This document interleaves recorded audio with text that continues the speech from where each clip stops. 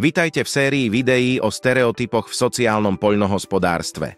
Sociálne poľnohospodárstvo pomáha znevýhodneným ľuďom začleniť sa do spoločnosti prostredníctvom práce na farmách, ktoré nazývame sociálne farmy. Ale v sociálnom poľnohospodárstve sa stretávame s mnohými stereotypmi. Mnohé z nich sú nepravdivé.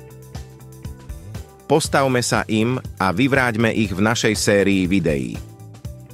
Mnohí poľnohospodári si myslia, že je jednoduchšie a lacnejšie robiť všetko sami a nepotrebujú odbornú pomoc.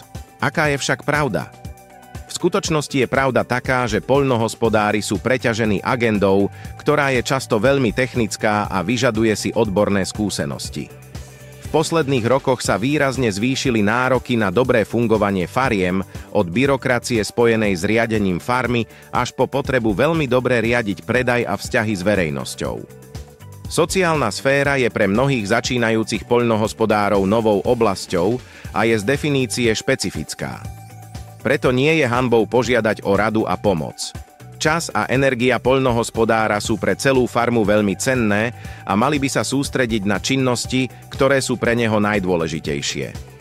Slovami jedného z našich poľnohospodárov.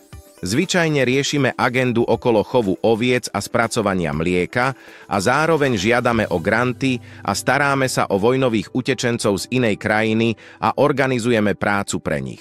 S rukou na srdci môžeme povedať, že je to nesmierne intelektuálne a energicky náročné. Ako veľmi si ceníte svoj vlastný čas? Dokážete požiadať o pomoc? Ďakujeme, že ste si pozreli toto video. Sledujte oficiálnu webovú stránku projektu SoFarm alebo naše ďalšie kanály, napríklad Facebook alebo LinkedIn.